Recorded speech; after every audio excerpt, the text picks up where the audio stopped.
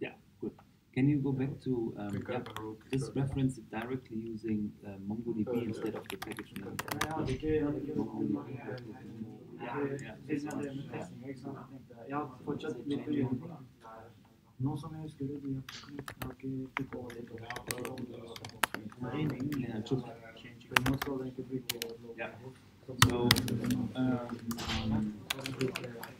So just pick it up and then pick it up.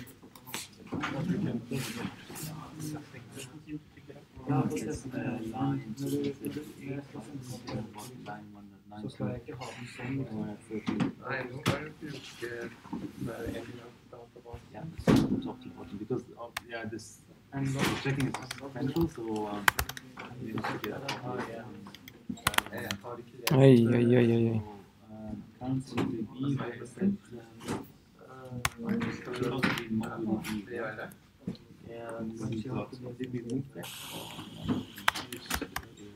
I was elsewhere.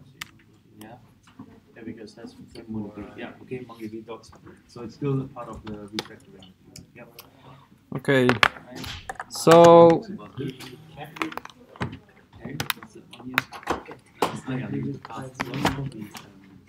I will very briefly talk about organizing the project.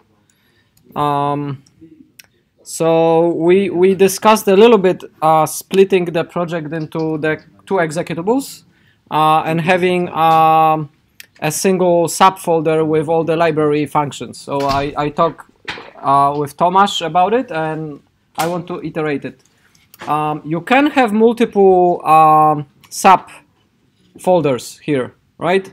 So for assignment 2, you can try to split your functionality into multiple subfolders. But the problem is that when you do that, you will have different packages, and you have to expose things from outside the package so you communicate between them, right? In assignment 2, you have quite tightly coupled functionality. You have to do a couple of things which you probably will fit comfortably into 4 or 3 files. And then if you do multiple folders, you have to spend extra time and extra effort thinking of what it is that it needs to be public and needs to be exported and what is internal to the package. If you keep everything in a single folder, everything will be reusable within the files that you have there, right? So that's the starting point. It's easier. It's not the cleanest, but it's easier to start with that. And then the only thing that you need to export is the things that the command will need to use, right? So everything that is that the command needs to use has to be public and exported outside of the package. So it has to have capital function names and capital structure types, capital letter, and so on, right? If you split it into 2, let's say 2 subfolders, and one is reusing something from the other needs to publicly expose it, make it external. So it needs to have the proper visibility. You can do that, but it is an extra work, and for such a coupled functionality as we have it today, it is kind of an overkill. If you have a project which consists of 10 files or 20 files, and you have a kind of a easily identifiable module that can have some public functionality, it has like public data structures with some operations on it, then it makes sense to sort of package it up into a sub-package and then expose the functionality. But I kind of encourage you to start with a just single namespace to start with, and try to logically organize your files in such a way that a file contains some sort of a logical structures and types and functions, and then think of what would make possible to have it exported, right? You don't need to export it because the only things you need to export are the things that are required in the command, right? So if I have a quick look into the student DB and the main Go, you will see that I do have to import the actual package that I'm using a proper fully qualified naming.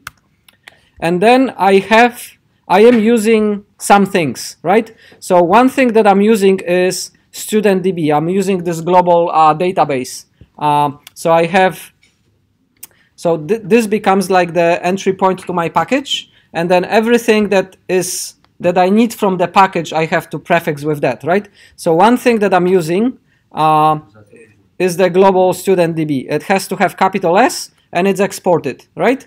The other thing that I'm using is potentially student MongoDB. So I have in-memory or Mongo-based backend. Okay, so I have those two things, and then I have to expose the initialization of the initialization function for the global DB. So the actual global DB is the variable that is globally referenced, and then I have two handlers, which one is local. So one has small h, which is my local one here. So it's not, visible anywhere else. And then the other one has capital H, right? So I'm kind of exposing three things, and everything else is package visible, right? I don't need to export it outside of the package. So this handler student needs to have capital H, but then everything that this handler function uses is internal to the package. It's not visible outside of the package. So, when you're refactoring your code and when you're refactoring stuff to fit into this command pattern, what you should start is you should start writing the main function. So you should go into your command subfolder and see what sort of main functions do you have there, how they will look like, and what they will use. Because whatever they use needs to be exported and made public in your package. And then everything else, you just shuffle it into a single folder, which will be like a package containing all your library. And then apart from the exporting things, everything else can be small caps and should be public, can be private to the package. There are some exceptions. So the exception is that you have, for example, if I log in here and I go to a student, I have some data structures. I, for example, have, no, it's not here. I have here some data structures like student storage, right? Which is an interface which I made public, exported. It doesn't need to be exported. And then I have a student struct. If I'm not using a student struct outside, which I'm not, I can have it as small s, right? But those field names here, because I'm using the JSON parser, you've probably noticed that if they are not capitalized, they are ignored by the parser, right? So even though we not really need to export the whole thing outside of the package, and even though we probably could use small s here, we do need to name the fields with capital names, capital first letter, because then the JSON parser wouldn't work if we did otherwise, right? It requires those fields to be caps, even though we don't really use it outside of the package. And we will not be able to use it outside of the package because the type here might be small s, right? So the way you kind of go about it is you go into your command, you sketch your main function, you see what do you need in the main, and then what do you need in the main needs to be caps, first letter cap, and that needs to be exported outside of the package. Shuffle everything else into some sort of a package name in your directory folder, and then organize the files here in kind of a logical structure. Once you do that, and once you identify that some things are really self-contained and are reusable across multiple projects, then you can isolate it into its own package and export some of the functionality to the outside, right? If you're doing kind of object-oriented design, you would do the same. You would have a class which has some publicly visible things, and some classes are public, some classes are private, and then within the package, you have more than you're exporting. So you may have some classes which are not visible outside of the package. It's kind of similar, similar attitude. Why do I encourage you to just have one package? Well, it kind of simplifies initial structuring of your code. You can always refactor it, and you can always make it more complicated, but you should always start with the minimum organization, and don't complicate it too much. If you end up having 3 subfolders and each subfolder has 1 file, it actually adds complexity. I prefer to have 1 folder with 3 files inside because it's easier to navigate and it's easier to understand what is happening, who depends on what, and how it works, right? And I don't believe in assignment 2 or assignment 3 you really need to export functionality across multiple projects, like publicly, right? Right, so if you, let's have again a quick look here. If you do that, if you do have multiple subfolders, then you end up having multiple entries like this, right? So, you know, this is my main project, and this is actually a sub package of this package, right? StudentDB is a package inside this, the main thing. Like you remember from assignment 1, we didn't have subfolders. We had everything in the kind of a top level, right? So if you imagine this being deleted, and I have only this, it would still work. It would work as a package, right? If I had some sort of IM4681 functionality inside that folder. But then we kind of adding a sub package in a sense. I mean, you know, there is no concept of sub packages. It's just everything is a package, but it can be nested inside a bigger package. So a StudentDB is a package inside here, and we refer to it via the last component of the path, right? So then, as I recommend, you start with the main, see what you are using here.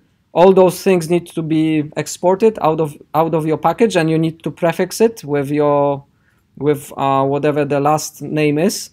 That's why Go recommends using some sort of a succinct short naming convention, so it's easy to refer to things.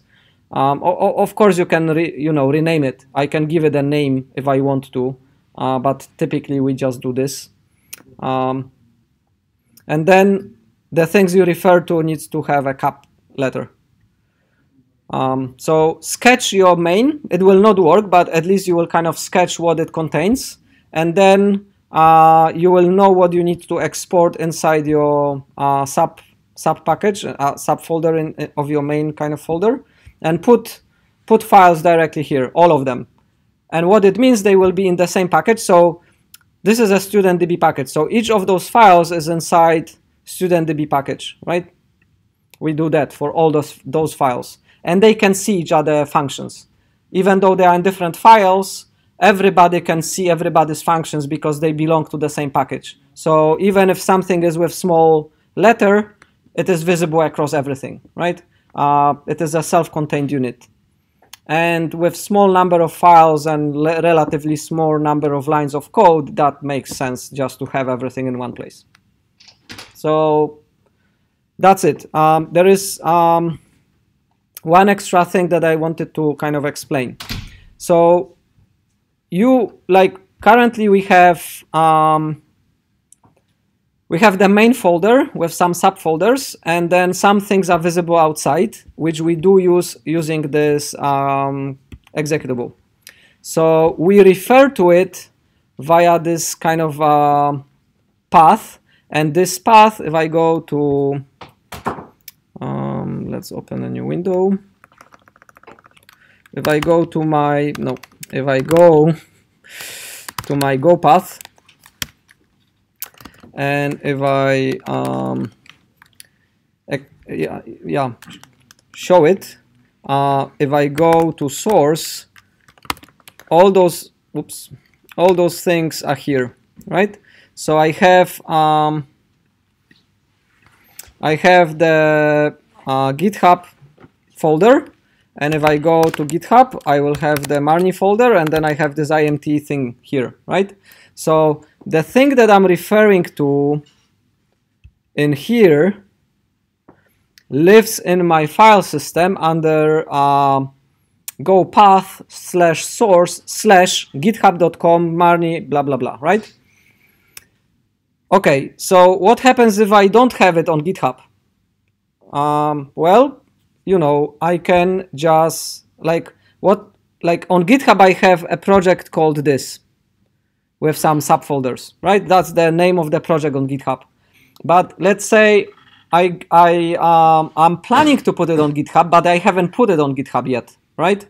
So if I do, if I go and do go get github.com, you know, Marnie something something that I haven't put on GitHub yet, right? It will not work, but I can still go and so where I am, I can go to GitHub, I can go to myself, to whatever my ID is, and I can git pull in here, or I can just create, you know, I can do git init, a new project just right here, right?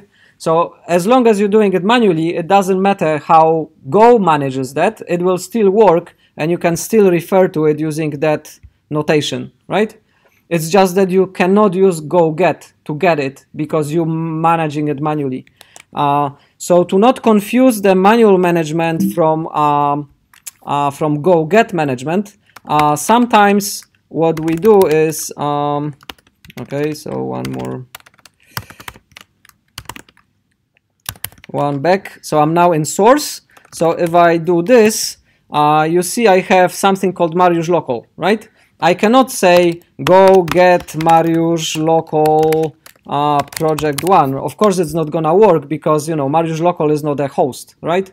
But it will work if I say Mariusz local /whatever, right? It will refer to my folder structure as I have it locally. So I can have, if I go to Mariusz local, I can have some repositories here which are not visible publicly anywhere. So go get will never work with them, but I can kind of use git command to work with them. Let's see if I have some. I have some, you know, I have hello world and a lot of things that are kind of local, which go get will not work with, right? So I have probably did git clone and then used some sort of GitHub or whatever, wherever the git was stored, and then pulled some of those projects here, and then I can use them using Go without having them being published publicly, right? So if you're experimenting with things and you don't want to put all your experiments on GitHub, you can either pretend that they are on GitHub and manually pull stuff under your GitHub kind of a folder under source, or create another folder under source, which will work as a prefix instead of the host for your content, and then you refer to it via the same notation as in here, right? One caveat about this: everything that you do here has to work on Heroku if you want to deploy it on Heroku, right? So for local experiments, this local thing works fine, but if you are deploying stuff on Heroku, then, you know, Heroku needs to get all the dependencies from somewhere. So if something is not publicly visible anywhere, then, you know, how you're gonna do this? Okay, so normally for assignment 2, you don't have to deal with it because the only external dependency that we have is the MGO, Mongo, the driver, which is visible. But imagine that you do have some dependencies that are not publicly visible in some private repository. Then how would you do that? Well, you know, one way of doing it is to create a folder here called lib or something like this, and have the dependencies actually in your tree, right? So you make kind of all your dependencies visible here, so then when you push it to Heroku, Heroku can compile the whole thing and just work with the local dependencies around here, right? And they will be referenced the same way as you're referencing yourself, right? They will just work. So then you have two ways of referencing it. You can either use, like we're doing here, you can use the absolute path names like this, and the absolute path names don't have a dot in front, but if I say dot slash something something something, that means I'm referring to something in the file system relative to where the current project is, right? So if I set dot slash studentdb to go 2 levels up and then go to studentdb, that dependency would work as well, but then you're using relative package dependencies. So then Go commands will complain. So you cannot mix the global and relative things, because then it kind of gets confused. So if I go to my so let's go to GitHub, to this studentdb thing, and if I say go build, and I will use the local one. So okay, let's make it, yeah. So I will try to build my main Go from the studentdb using the relative path, right? I will try to do that. Yeah, it actually worked. Yeah, but some things don't work. So sometimes you get a comment saying you're mixing kind of relative and absolute path names. Yeah. Did you update the path name? Sorry? Did you update the path name? Because I didn't see that you wrote that it was relative path. Yeah. So here is the relative path to the main, but main references absolute path into the studentdb.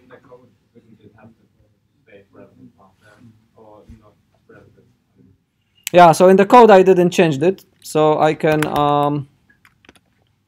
so let's do that. Command studentdb main. Whoa, my Vim is not working. Interesting.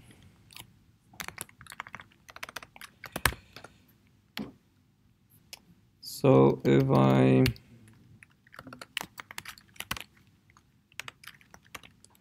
change that to be relative, so I'm inside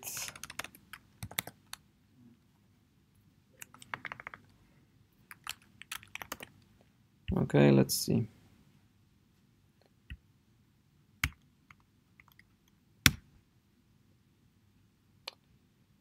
So main is using studentdb.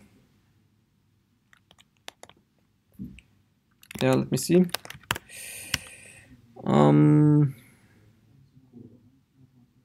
Command, no, I have to go 2 levels. 2 levels up.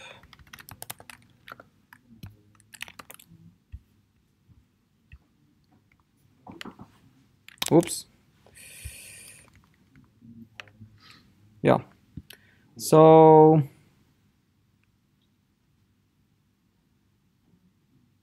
right, so what happened now is I'm trying to build it using a relative paths, and then it says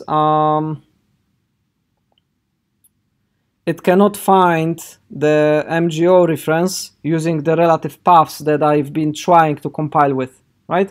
So instead of using the absolute paths now for all the dependencies, it switched to using the relative ones, and it says, okay, we're trying to build all your stuff using the relative kind of dependencies, and we're getting stuck because MGO version 2 is not local, it's not visible anywhere locally, right? Because I'm using MGO version 2 from the workspace, not from any of the local dependencies. So now if I try to do, build, so remember, I only changed it in the main main.go. So if I say go build github.com marni IMT4681 studentdb student, yeah, oops, studentdb command, yeah, command studentdb. So now I'm trying to build it using the absolute path, right? Using the workspace. And now it doesn't build it as well because it says, okay, the local import is not a local package. So it's kind of getting confused, right? So if you go with local compilation of local packages, you should keep everything local. And then if you're going kind of with the normal proper workspace name spaces to build, you should use the full qualified names, like this. So if we do that again, and if I do this now, then it works fine. And it kind of says, oh yeah, this file already exists and it's up to date, right? Yeah? Then we need to have our project in that, in the Go path, in that path? Yeah, that's right. Yeah. Okay. So for this to work, you have to have your project under your Go path source somewhere. Yeah. Either under GitHub or whatever repo you're using. It doesn't have to be GitHub. So if you go to the one I have,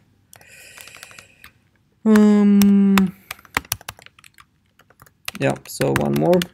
So you see I have a number of different sources for the packages, right? Doesn't have to be GitHub. Yep. If it's not uploaded to GitHub, the dependency of the package, then how would you reach it in Heroku deployment? Right. So if your code is not deployed on GitHub, you're pushing your code. Like you have your code. Yeah, I actually didn't test it on Heroku. It may not work. Yeah, because Heroku is the repository Heroku is hidden. Yeah. So locally it will work for sure. Because I've tested that. You don't need to have your code on GitHub for your local things to compile and work locally on your laptop. When you're pushing to Heroku, theoretically, it should also work because Heroku doesn't need to pull your stuff from GitHub. But because you're doing this, Heroku may pull that from GitHub, right? So I don't know. I actually didn't test it. So I didn't try to push to Heroku something that I didn't have on a GitHub repo. I usually just do push to GitHub first and push to Heroku after, right? So you keep those two repos kind of in sync, yeah. But I would imagine that may not work, yeah. So having told all of this, that the bottom line is that we need to test your code. We need to have access to your repo. So it needs to be kind of in public anyway, right? So for the assignment, it doesn't matter that much. You will follow this pattern and you will do this like properly with GitHub or some other repo. That's fine. But for your own experimentations, you don't need to keep all your stuff on GitHub. You can happily develop without actually having a GitHub repo available and public. You can use the local package. Yep. So where do you stand when you say go tests in your test cases? Yeah, exactly. So that's getting a bit confusing. So let me just check. So also the testing doesn't like this mixing of relative and absolute, right? Usually it works quite fine if you stand in the, so for example, if I go to GitHub Company, yeah, this one, and if I go test v and I use a relative path, so let me just show you here. I have, so if we go here, I have a number of packages. One, oh yeah, I didn't push it to the, I didn't push it yet. So if we go work, source, GitHub,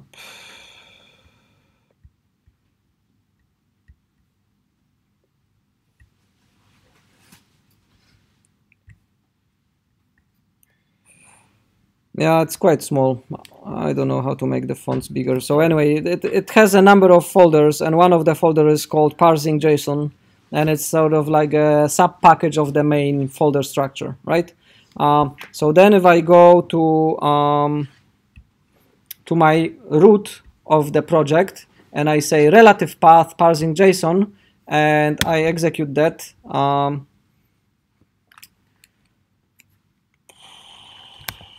parsing JSON, and I execute that, it will actually run all the tests inside that package, right? So it is kind of okay. You just go with your CD to the root of your folders and then run that. If I were to say go test, and instead of parsing JSON, I would say github.com 2681 student db parsing JSON.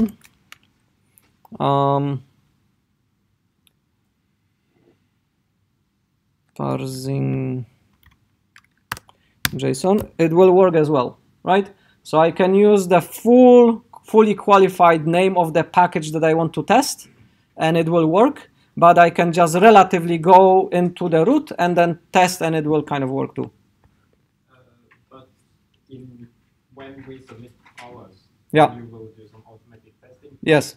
So how do you know the name of the packages that we have or test cases stored in? Yeah, I do this.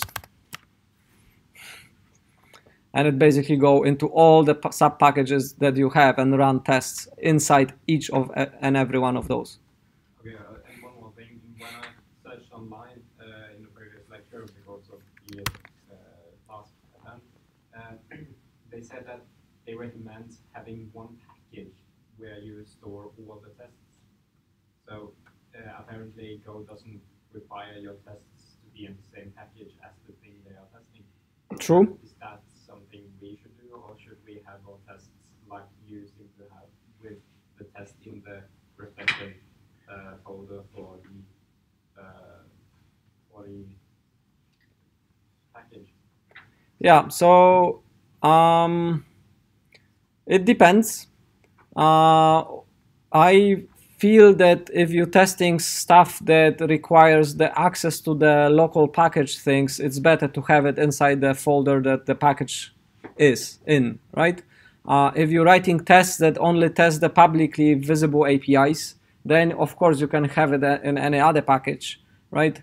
So it sort of depends on the nature of the test you're doing.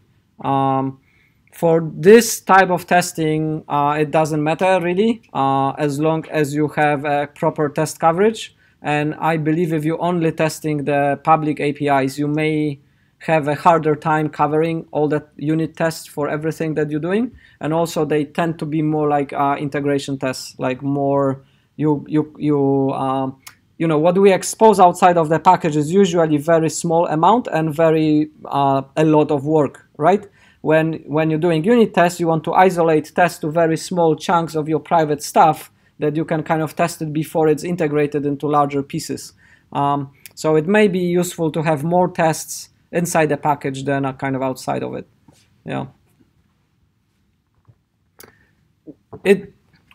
Like we spend more time on testing strategies in the third year. Like it is a complicated topic. Like how do you organize your tests, how much unit testing you do, how much integration testing you do, how much end-to-end tests you do, where you keep the stuff, how you organize it, how you automate it.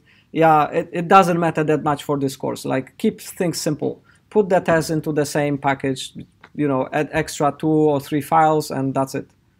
Yep. What course do we go more into testing? We do that in the applied computer science project and the integration projects in the master's level. I don't think we're doing much more in the undergraduate level apart from the professional programming in the final semester, 6th semester of the bachelor program. So there is a 5-point course called professional programming, and we do test strategies and test coverage there. But we do more in the 4th year. Yeah. All right. Any other questions about organizing your packages and organizing the code? Is it clearer now? It is not that complex, actually. Like, keep it simple. Keep all your library into one subfolder. Keep the commands into the command structure. Try to keep only one file in your main, like in your executables, and expose what you need for the executables. And also think logically, like what else would I kind of expose outside? What else might be useful for people to use if I'm building another executable? What else I may potentially be using? But the bare minimum to expose is the stuff that you need in the main.go. Okay, so given that I have the microphone and the camera, I will also go a little bit into the JSON parsing now. So I wrote like the normal way of us doing, where's the... okay, let me tidy up a little bit here. So I don't have...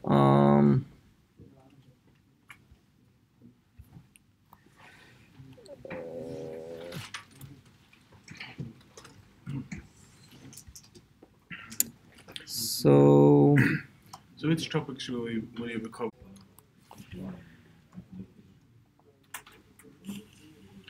yeah, so every time I change the screen, I plug in the screen, the OBS stops screencasting the screen, so we lost the screen again. It's a bit annoying. All right, so First of all, what do you mean by JSON parsing contrary to what we have already done before? yeah, nothing. Nothing more, but there is one small thing. So imagine that you have, yeah, how did we do this before?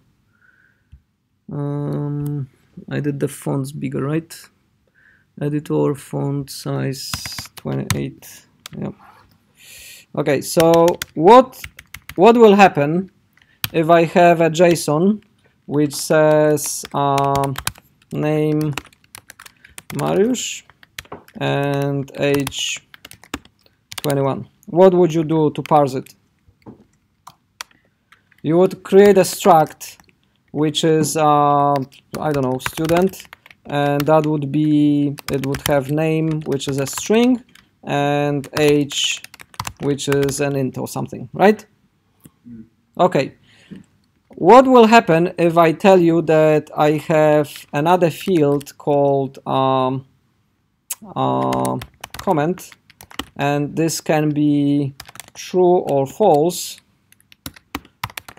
or it can be true or false? How would you parse that? I can send you those records, and the last field is either true or false, or true or false as a string. Yeah? Yeah, exactly. So you can't really do this anymore. You would have to say, you could say comment and then interface like this, right? And then you have to make some sort of decision, right? So this is a little bit untidy, because when I now have a student and I don't know what comment is, right? I actually don't know what comment is. Is it a string or is it a bool?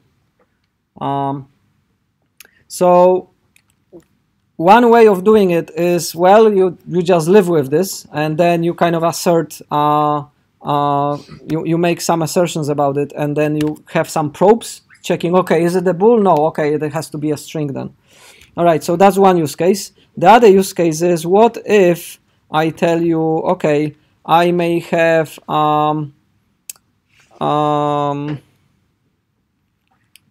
right, so let's say I have handsome score,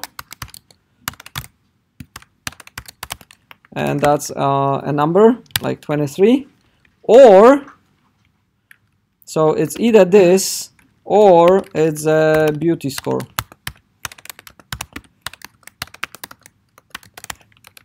Which is also a number. Okay, so handsome score would be for males and beauty score for females. How would you parse that? It's either one or the other, but not both. So how would you do this? Say it again? Yeah, so you can't really have a struct anymore, right? You cannot, there is nothing you can put here that would work with that case, right? So you have to cheat, and you have to say, okay, actually I have to parse it using a map between a string and something, right? Interface again. and then you have to disambiguate what the interfaces are, and then you have to disambiguate that, right?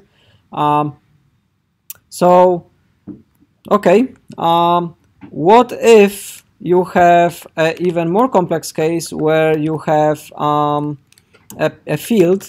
So I have a field here which can be a number, or it can be field, and I have, you know, a struct.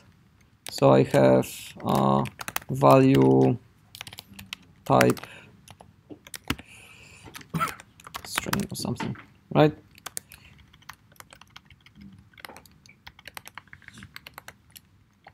So how would you deal with this case? You can deal with this case the same as you're dealing here. It just happens that this interface now is actually like a complex type. So if I parsed it and I have my map, so I have my map M, and I say dot no, not dot field, right?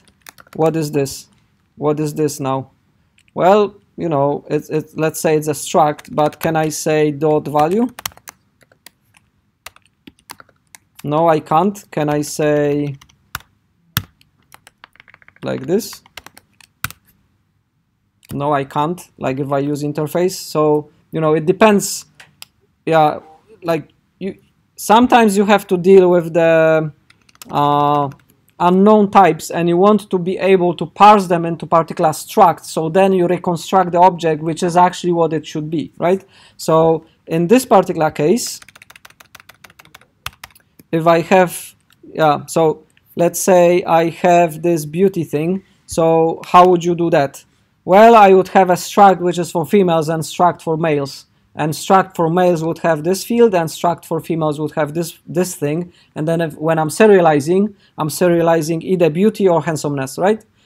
So that I would have two types of structs, right? They can have a common base, but this field would be kind of different for both of them.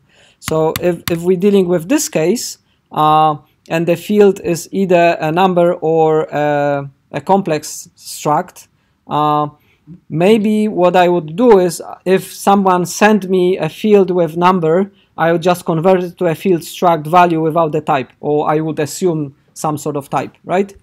Yep.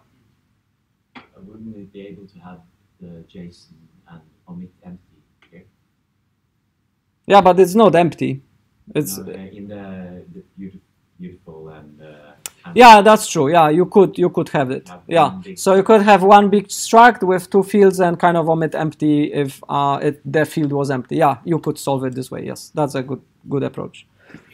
All right, so with this case, what I would like to do is I would like to not use interface, but I would like to use something that allows me to parse the inner structure based on what I'm getting, so then I know what the inner structure of that thing is, right? So interface works okay for a flat structure if you don't want to parse the inside, but if you want to pass the inside, what you really would like to use is called JSON raw message, right? You would kind of map strings to the raw messages, and then because you can parse them further, I can pass the raw message to an unmarshal function and kind of extract what's inside of that type. So it's kind of a little bit more advanced, JSON parsing if you're dealing with some robustness or some edge cases. Yeah. Doesn't map string interface? Doesn't it? If you have like object inside object, doesn't it default to create a map for that inner object also? Maybe. I don't know actually. I thought it will not, by default it will not parse it because it doesn't know what to parse it into. So it will not know the type information of what is expected it to be parsed into, right? So it's definitely not gonna work with parsing it into inner structure. if it was unknown, but it may work. It may convert the interface into the raw message, so it might actually be a raw message, right? So instead of declaring it as a map, so if you do string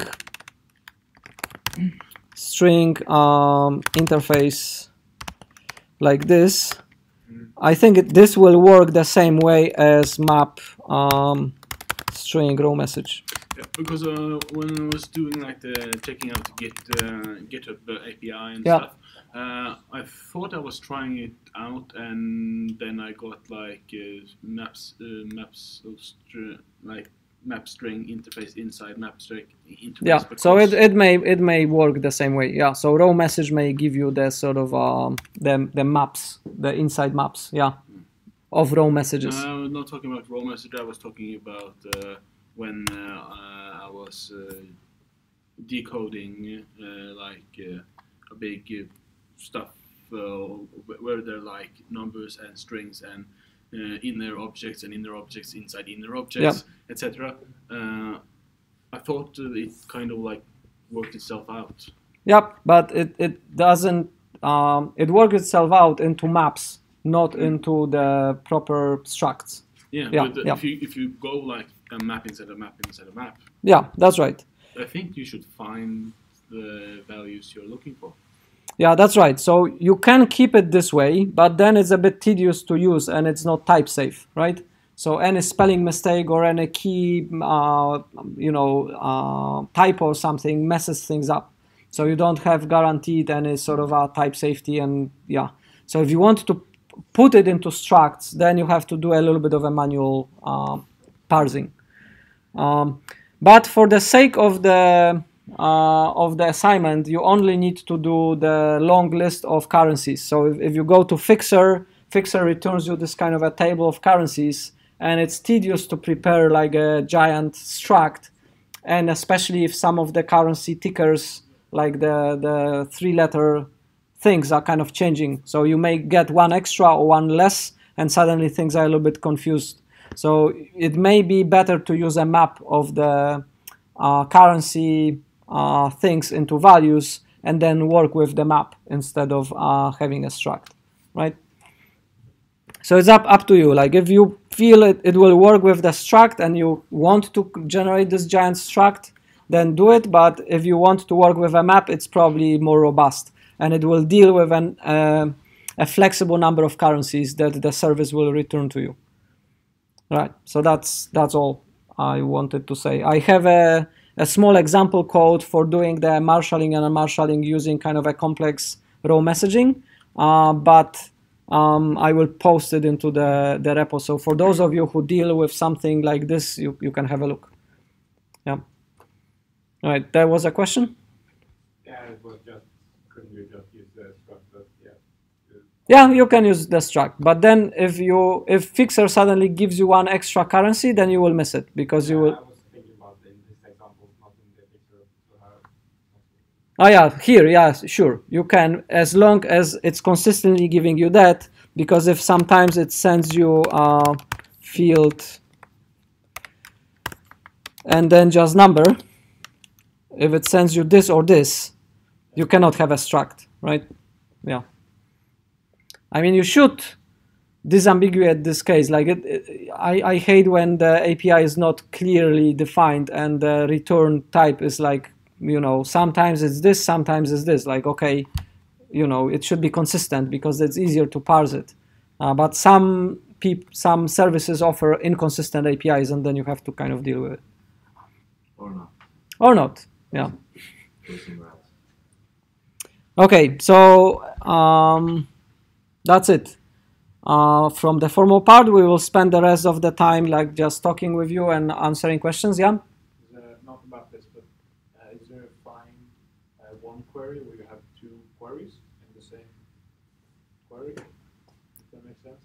So ask it again. So you want to find a collection or an object in a collection. Yeah. Can you send two queries for a find function? Like instead of name equals name or name colon name, you can have last name and first name in the same query. Yeah, so of course you can, but you can have it in the same selector, right? Yeah. So you can have, by default, everything is connected by AND. So if you say first name is this, you know, so if you have a selector which says like this, okay, that means I'm looking for everybody who is called Mariusz and has this age, right? And it means AND. But what if you say, I want everybody who is called Mariusz or has age 21? Then you have to create a slightly different selector, right? So then you, I actually didn't check the Mongo driver, but usually it looks a little bit like this. You say or, and then you specify the clauses. So you will have one clause, and then you will have the other clause, and then you kind of build your query this way. So you can have AND, NOT, OR operations inside the selector, and it kind of, you can build a complex query like this, right? So you can have multiple constraints on a query to return the collection from the database. Yeah.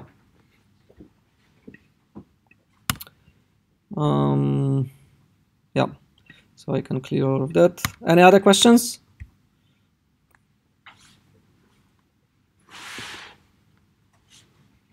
Yep. Yep. Okay, so we can do it in a moment. Any other questions to this? Right, so let's spend the rest of the time doing Q&A. And if you have, so we have this, where is it? Yeah, I lost the... Yeah, anyway, I have the topic, yeah, here. This list, if you have any other ideas for this list, please put them on Blackboard or email us, right? So if there are some topics which you would like us to cover, just, you know, let us know. Delete rest method. What's that? Delete rest method. Yeah, so delete rest method. We didn't cover that. But that's a fairly straightforward. Who's struggling with delete? Who did it and how did you do it? So yeah. So what did you do? Just like get spacebar, remove on. Exactly. It's identity to get basically. The only thing is you simply check for the method you get, and you do a different operation. You simply remove something from database. So it's just again mapping the protocol meaning, right? What you get in terms of the REST methods to the actual semantics that you're actually doing on your database. But it's really up to you just to implement this. So there's no particular metric. It's like a get, but you just do delete instead of. You have to check the method on the request. Like make sure that you reacting to the delete. Yeah. And the only thing I need to check is obviously that the status code, the response code is correct, right? So it may have a different return code or not in HTTP. I don't know actually. Well, the point is, I know what you mean. They give you options, right, depending on the change you did on the server side.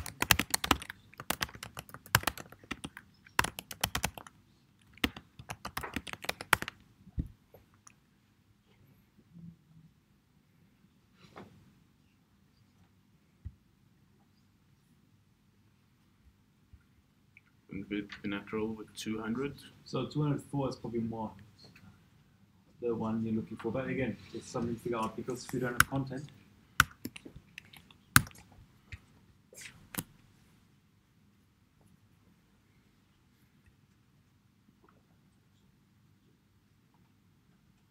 Non-content is when there's nothing more to say, right? Yeah. It was successful, but I don't want to say anything else. It's more specific. 200 is very generic, so it's the most generic way of saying something. But everything is okay, but sometimes you want to, like, say, be more clear about what actually is state of affairs. That you're more specific about that you don't want to be specific about anything. Right. Exactly. Well, this is the flexibility. When you say 204, it kind of sounds like it could have been a situation of there being nothing to delete in the first place.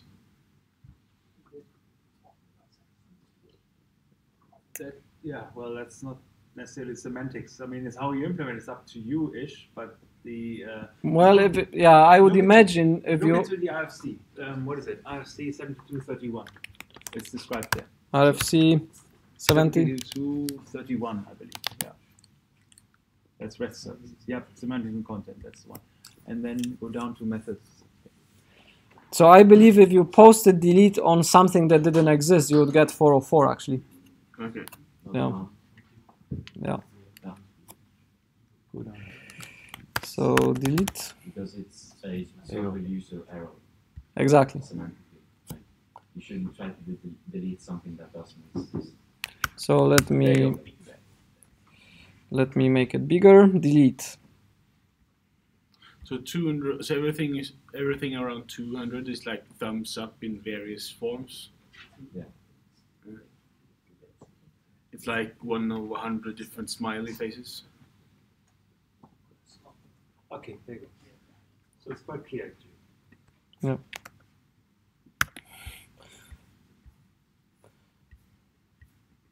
Okay, sorry. Making things bigger messes up. Yeah, so 204, 202, or 200. So like 202 is asynchronous, right? So if you need to do a lot of backend processing, Yeah. you don't have the time, but you need to get a response to user. So 202 would be one. Yeah. Yeah, so 202 is I got this. I got this, I will handle it, but it's still not deleted yet. Exactly. It's in the queue. Basically. No worries. No worries. Yeah. Be happy. Just not today. On Monday maybe. Yes. Plus you will not get further feedback. Yeah. That's also.